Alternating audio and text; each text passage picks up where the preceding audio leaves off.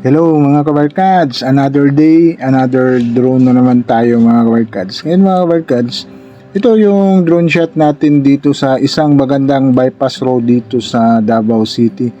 From Mando going to Kalinan. Itong pinakita ko sa inyo mga kabarkads, ito yung crossing dito sa Purok Lapoy.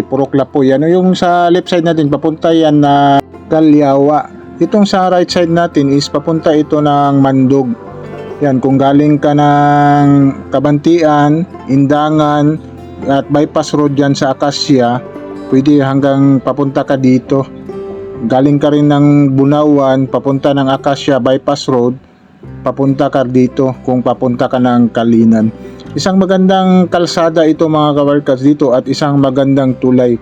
Dati dito mga kabarkads, yung maliit na yan sa giliran, yan lang yung transportation dito. Itong yan yung hanging bridge na motorcycle ang makadaan. Ngayon, isa na siyang magandang kalsada dito. Bukod na hindi pa talaga simentado lahat, pero madaanan na siya ito mga kabarkads. Itong sa direksyon natin papunta ng New Valencia is bawal pa yung mga truck yan dadaan. Pwede kayo dadaan sa mga truck dito. Dito kayo dadaan sa may Talandang. Itong sa nakita nyo maliit na kalsada sa right side. Yan yung papunta ng Talandang.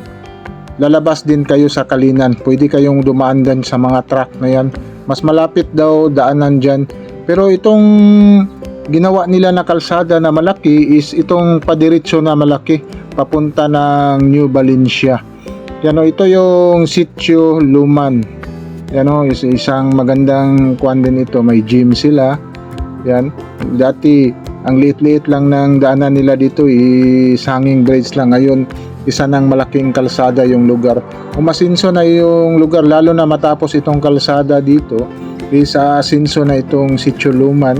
Kasi yan, siguro marami nang magbi-business kasi marami nang dumadaan dito kung matatapos talaga itong kalsada dito. Yan. Ito yung drone shot natin dito sa Mandog, Kalinan Bypass Road Project. Yan, let's go!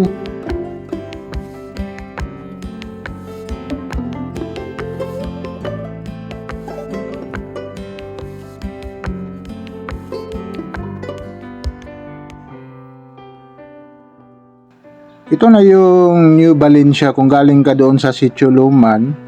Yan, ito na yung kalsada sa New Valencia. 4 lanes lane ito mga kabarkads, kaso lang hindi pa talaga na simentado itong kalsada dito. Yan inuna lang nila itong may mga creek. Yan, pero hindi pa buo talaga yung simentado. Pero all goods naman, kung makadaan ka to, may maliit lang na kalsada doon paakyat. May nilagay sila na simentado. Hope na simentado yung paakyat na dyan kasi yan yung portion na maraming mga maliliit na bato tapos paakyat siya. Hope na matuloy-tuloy yung simento dyan na area. Ito na yung papunta ng New Valencia. Kukunik siya dito sa old na kalsada ng New Valencia, pero which is good, pero may mga expansion pa dito siguro may mga mademolish pa dito sa old na kalsada kasi ang liit lang ng old na kalsada dito, isa yung barangay road lang. Yan yung nakikita niyo, yan yun talaga ang original na kalsada dito. Kung magkasalubong yung malaking truck, hindi na kasi barangay road lang siya. May expansion pa yan, hindi gigibain pa yung kalsada na yan, gagawin ng standard kasi substandard yung paggagawa niyan. Marami pang mga bahay dito sa giliran, siguro matatanggal sila dito pag malaki na itong kalsada.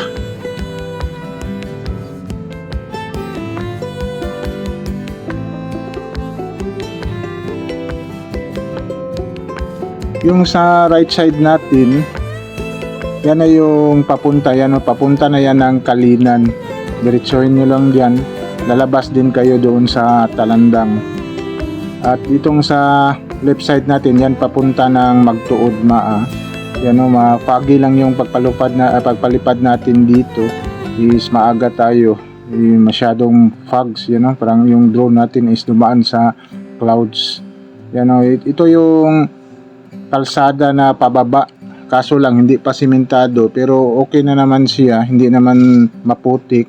Kaso lang may mga maliliit na bato, dapat dandahan lang kayo pababa dito. Hopefully na mauna nila masimento itong area dito, kasi ito yung pababa na portion. Mas delikado sa mga motorcycle. Sa 4 wheels is okay lang, yung sa motorcycle lang. Yan, ito na yung papunta doon sa Sitio Luman. Yan, nakita may 4 lanes na malapad na simentado na dito. Yan.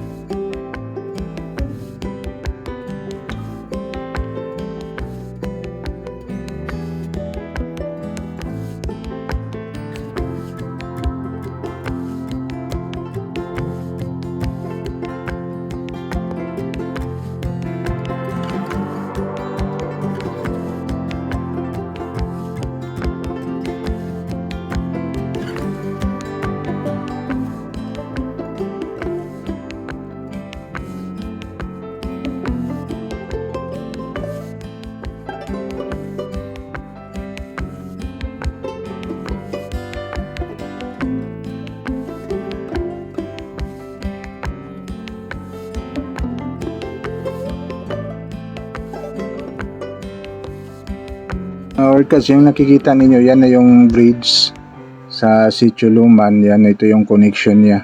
Yan, dito tayo na side. Yan, ito yung Sitio Luman. Tapos makikita natin dito ang isang magandang bridge na ginawa dito. Siguro mga kabarkads, ito yung drone shot natin sa Mandog to Kalinan Bypass Road Project, na isang magandang project din para sa mga tao dito sa Davao City, na mas maikli yung oras na pagpunta sa mga gustong puntahan na area, especially dito sa Kalinan.